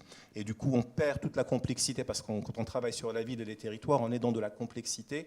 Et quelquefois, on impose une rationalité à ce qu'on est en train d'observer et on perd toute la matière en fait, qu'on était en train de regarder au début. Et donc, la marche apparaît comme un de ces moyens qui font, et la marche collective, une façon de s'immerger dans des milieux et de commencer à faire donc des rencontres imprévues, des observations aussi qui sont tout aussi imprévues. Et ce travail de la marche, il a été utilisé très très tôt parce qu'il y avait une hypothèse qui avait été posée par l'association à l'époque, qui était de dire, à Bordeaux, on parlait à l'époque surtout de la ville constituée, et puis on avait bien sûr le périurbain, et l'idée c'était de dire, en dehors des grands espaces publics emblématiques de la ville constituée, la ville du 19e, du 18e, et puis aussi du 20e, est-ce que dans le périurbain, donc dans la partie un peu plus lâche autour de Bordeaux, il n'y avait pas aussi un territoire dans lequel il y avait l'émergence d'espaces publics 3.0, qui étaient les espaces publics d'aujourd'hui, d'ailleurs, à l'époque c'était ceux de demain, en termes d'échelle, en termes de typologie, puis aussi il y avait une mosaïque de territoires assez ordinaire, mais qui en fait était toute la richesse de cette métropole. Et l'idée était de dire, ces espaces a priori existent, ces espaces peuvent constituer un réseau, et en fait ils peuvent être une façon de vivre un territoire et de renouer avec sa géographie profonde. Et en fait ce sont des espaces à la base qui posait la question de l'espace public. Et aujourd'hui, on parle aussi un peu plus de commun urbain ou de commun périurbain. Et donc la marche a été un outil transversal qui a donné par la suite ces fameuses randonnées périurbaines. Il y a eu les refuges périurbains et les sentiers métropolitains. Et chaque fois, ce qu'on dit, c'est que ces éléments que l'on voit et qui sont un peu publiés sont les parties émergées et visibles de tout un travail qui est encore en train de se faire et qui, avec le recul, je pense pouvoir dire aujourd'hui que c'est une sorte de recherche-action qui est en continu depuis 20 ans à peu près sur ce territoire. Est-ce que vous pouvez nous parler plus principalement peut-être du parc des Coteaux et avec qui ça a été construit en partenariat? Alors dans ce processus-là, ce qu'on appelle aujourd'hui le parc des Coteaux est un élément assez emblématique. Je pense que c'était peut-être en 2001, je ne me souviens plus très très bien de la période, en plein dans grand projet de ville, donc le GPV. Et le parc des Coteaux, à l'époque, le parc il était là, enfin le parc, cette entité, ce coteau vert, il existait, cet horizon vert existait sur l'agglomération. Moi en tant qu'étudiant, le tram n'existait pas, donc on ne le longeait pas, on ne le regardait pas. Et en fait c'était un peu comme le ciel, il était là, il était au-dessus de nous, on savait même pas, il était là. Et personne ne se posait la question de l'existence de ce parc, de ses vocations. Il en avait eu dans le temps avec les Chartreuses et les châteaux. Il traversait, je crois, 4 ou 5 des communes du GPV. Et en fait, a été organisé donc, dans la continuité d'une série de ce qu'on avait appelé à l'époque des grandes traversées, avec plusieurs personnes qui partaient en bivouac pendant plusieurs jours, qui étaient documentées, qui étaient filmées, qui étaient cartographiées, un peu à l'image des explorateurs. eh bien, une randonnée a été organisée avec une arrière-pensée un peu politique derrière, qui était de révéler que c'était un des espaces majeurs de la ville de Bordeaux, et même de jouer un peu sur un parallèle avec un Central Park, mais qui lui serait un peu plus naturel. Et ça a été documenté, filmé, ça a été présenté lors d'un séminaire qui avait réuni plusieurs responsables et élus autour du GPV. Et puis il y avait une réflexion en cours aussi à l'époque à l'agence d'urbanisme. Il y a eu une espèce de concomitance de regards, etc., qui me permettent peut-être de dire aujourd'hui que ce moment-là et la communication qui s'est faite autour, et puis il y a eu aussi l'aide d'Arc en Rêve, a été un moment fondateur dans le changement de regard sur un territoire. Et on a une entité qui est passée d'une espèce de grande tache verte, certes très riche, etc., avec toute la valeur qu'elle a aujourd'hui, mais qui, au lieu d'être une espèce d'angle mort de l'urbanisme, est devenue un élément structurant à l'échelle de l'agglomération. Et on a commencé à réfléchir à l'urbanisation, notamment du plateau, par rapport à cette entité, et non plus en adossement, en fait. Et aujourd'hui, vous avez, ça c'est dans le détail, vous avez des aménagements d'espaces, justement, de promenades, de belvédères, etc. Ça c'est la partie, on va dire, un peu premier degré, qui ont pris peut-être 20 ans pour se mettre en place, puis qui se sont mis en place, en fait, à cause de cette mémoire. Alors, maintenant que vous nous avez fait du coup un rappel des actions de Bruit du Frigo à Bordeaux, qui ont été très intéressantes, avec un cadre législatif aussi qu'on connaît peut-être mieux, comme la zéro artificialisation nette, ou encore la protection des espaces naturels dans les villes particulières, on va maintenant s'intéresser à un contexte qu'on connaît peut-être moins, nous, en tant que Français et Bordelais, qui est le contexte d'Hyderabad, et aussi les actions qui sont menées du coup par Bruit du Frigo à Hyderabad, les impacts qu'elles ont eu, mais aussi les conséquences, et s'il y a déjà des conséquences qui sont tangibles vraiment des actions qui ont été menées. Ok. Alors, les actions, je veux dire, c'est l'action. Il y en a une. L'action, alors. Très modestement, qui aura peut-être un impact plus important avec le temps, ça on verra. C'est une action qui, effectivement, dans les faits, a porté finalement sur la grande échelle, sur la géographie, sur la nature. Mais si je suis complètement honnête avec vous, ça n'était pas le point d'entrée. Le point d'entrée, c'était d'abord une entrée plutôt coopération décentralisée et action plutôt artistique. Et ce qui a été proposé à l'époque, ça a été de dire « Ah, mais du coup, c'est un territoire sur lequel ce qu'on a appris, l'expertise développée sur Bordeaux, et tout un tas d'hypothèses qui, sur Bordeaux, ont été vérifiées, est-ce qu'à un certain point, ils ont donné certaines choses. Et si on transposait ces questionnements, en les adaptant, bien sûr, à un autre cadre, est-ce que finalement la marche, la cartographie collaborative, l'arpentage du territoire, le travail sous forme de workshop intensif avec des acteurs de la société civile sur un temps court, est-ce que finalement ce ne serait pas un outil de prospective territoriale qui est transculturel, en fait. C'est-à-dire que on parle anglais, donc on arrive à communiquer, mais on ne vient pas de la même culture, il y a des différences probablement de perception autour de certaines questions. Et en fait, donc l'idée a été de dire, OK, on va proposer une action qu'on avait qualifiée un peu opportunément artistique, participative ou participative artistique, je ne sais plus dans quel ordre, et qui était de dire, voilà, on va proposer une espèce d'exploration territoriale, donc à l'échelle de l'agglomération élargie d'Hyderabad, pardon. Et au début, il n'y avait pas franchement d'entrée très très claire, c'est-à-dire que c'était de dire on s'appuiera sur la marche, sur la notion de trails et de randonnée, et il y aura une notion donc d'exploration, de travail au préalable, d'exploration, de test, et puis de fabrication collective de ces itinéraires. Où ça allait se passer, on avait quelques intuitions. Et là, par contre, où c'est peut-être intéressant, c'est que très très vite, parce qu'on était dans le in and out du Covid, hein, c'était la période un peu bizarre où on avait des couvre-feux, enfin des trucs un peu, voilà. Et en Inde, on pouvait y aller que pour des motifs professionnels. Et du coup, un visa d'1 an, multiple entrée. Et en fait, ce qu'on a été obligé de faire, ça a été, je ne vais pas rentrer dans les détails, mais un travail entre guillemets hors sol et à distance, et assumé en tant que tel, et donc d'avoir identifié avec l'Alliance française et les attachés de l'Alliance qui sont très très dynamiques, tout un tissu de personnes issues pas que du monde de l'architecture, mais aussi d'ONG, d'associations. Parmi eux, il y avait Hyderabad Urban Lab, si le nom est correct. Et en fait, on s'est rendu compte qu'il y avait un tissu étoffé de personnes qui se posaient les bonnes questions et qui s'interrogeaient. Et par contre, très très vite, et notamment aussi des gens qui sont dans la protection donc, de ces fameuses formations rocheuses, donc de rocks, et des personnes qui sont sur les questionnements autour de l'eau, des différents plans d'eau faits de la main de l'homme ou naturels.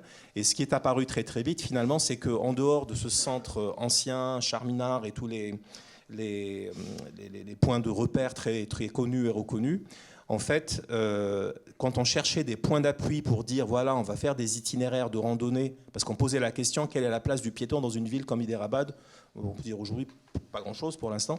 Et ben très très vite, en fait, on s'est rendu compte que les éléments en dehors des points, des palais et des choses comme ça, ben, c'était des éléments liés à la géographie, et c'était des éléments liés au relief, des éléments liés, c'était des milieux, souvent associés à de l'eau, à de la nature et des établissements humains qu'il y avait autour. Et très très vite, on s'est mis à cartographier tout un ensemble de systèmes sans forcément nous placer dans une position écologique ou de protecteur de la nature. Et c'est à partir de là qu'on a commencé à négocier une forme de parcours a priori avec on avait une cinquantaine d'interlocuteurs à peu près, avec des grandes visios. Et c'est ces itinéraires à la fin qu'on a validés, on en a validé 4, qu'on a testés sur place, et il s'est trouvé que ces itinéraires, en fait, s'inscrivaient dans une connexion entre tout un système donc hydrographique, et ces systèmes hydrographiques sont liés à leur substrat, et ce substrat, très souvent, eh ben, il est lié aussi à ces formations rocheuses, et à côté de ça, vous avez souvent on est tombé sur ce que pour nous étaient des reliquats de, comment on appelle ça, de paysages culturels, où on continue à voir le Hyderabad. C'est comme si on regardait dans le passé avec un télescope, en fait. Okay. Je suis désolé, mes réponses sont peut-être un peu longues. Mais... non, c'est très intéressant quand même. Et ce qui m'interpelle particulièrement dans votre réponse aussi, c'est vraiment le caractère de la sensibilisation de la nature qui est considérée comme transnationale, comme transculturelle, aussi bien à Bordeaux qu'à Hyderabad. Et du coup, ça m'emmène à me questionner du coup, sur les comparaisons entre vraiment les politiques qui ont été menées par Bruit du Frigo à Hyderabad et à Bordeaux, et à poser une question assez simple, mais est-ce qu'il y a une réflexion qui peut être partagée entre les deux situations qui se trouvent à Hyderabad et à Bordeaux? Je pense qu'il y a, modestement à l'échelle de l'état de notre réflexion ou de ma réflexion personnelle, moi je pense que ce qu'on a un peu... L'hypothèse qui s'est construite chemin faisant à Hyderabad, c'était de se dire, mais est-ce que cette ville où il y a peu de place pour le piéton, et je pense que l'intervention que vous avez eue tout à l'heure montrait que quand même que c'était possible, parce que j'avoue quand j'y suis, je me dis c'est impossible, mais par rapport à la circulation automobile, moto, etc.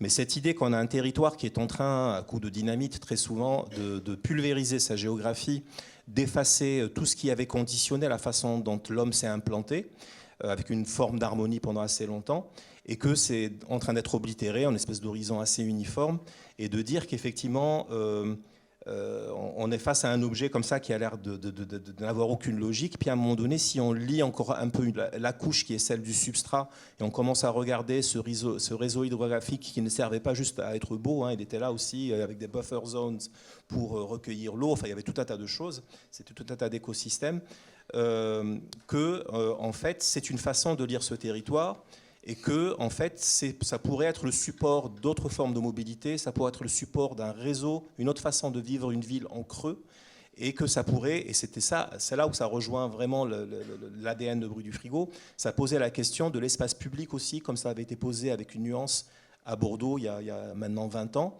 et ça avait l'air complètement impossible, et Dieu sait que plein de choses maintenant existent. Et donc de se dire que à Hyderabad, en fait, c'est un peu de dire quelle est cette ressource spatiale, comment l'identifier, la cartographier, c'est un réseau, c'est un rhizome, je ne sais pas comment on pourrait dire, et il faut la cartographier, il faut l'identifier, il faut la hiérarchiser, il faut la nommer, parce que si on va la protéger, il faut déjà la matérialiser. Et pour l'instant, il existe plein de choses un peu, pas disparates, les choses sont un peu de même nature, mais c'est un peu inaudible en fait. Et nous, on a pu rencontrer, c'était pas le ministre, mais un très haut responsable chargé de l'aménagement du territoire. Mais s'il y a une chose aussi dont je suis convaincu, il a été dit dans plusieurs interventions, qu'ici, on a l'impression qu'on a des processus très structurés, institutionnels, et qu'en Inde, on a l'impression que beaucoup de choses viennent du bas. Moi, je pense que c'est une force, en fait. Si on attend que ça tombera. Il ne s'agit pas de faire du bottom-up pour, comment dire, pardonner qu'on ne fasse pas de l'institutionnel, mais quand le bottom-up commence à prendre de la force, il peut devenir un interlocuteur qui fait qu'on est obligé de composer, de parler avec. Donc moi, je suis convaincu que cette hypothèse que nous, on posait un peu par rapport à tout ce réseau en creux de cette ville, c'est quelque chose qui a besoin d'un ancrage local, qui a besoin d'être porté à la fois par des gens de la société civile, des milieux de l'éducation et de la recherche, mais aussi bien sûr des techniciens et des politiques in fine, puisque les décisions passent par là. Très bien. Eh bien, je vous remercie. Je pense qu'on a vu de grandes parties. Ça a été très très intéressant pour voir aussi bien la préservation que la transformation des espaces naturels qui, on a pu le voir dans deux contextes très différents, aussi différents qu'à Bordeaux et à Hyderabad, ont vraiment un aspect qui permet de sensibiliser la population et qui va permettre d'avoir énormément de conséquences positives qui viennent bien évidemment, comme vous l'avez dit, du bas ou du haut, au niveau politique, avec des acteurs aussi très différents, mais on voit qu'il y a énormément de points en commun, et pour tout ça, ça a été très intéressant. Je vous remercie. Merci.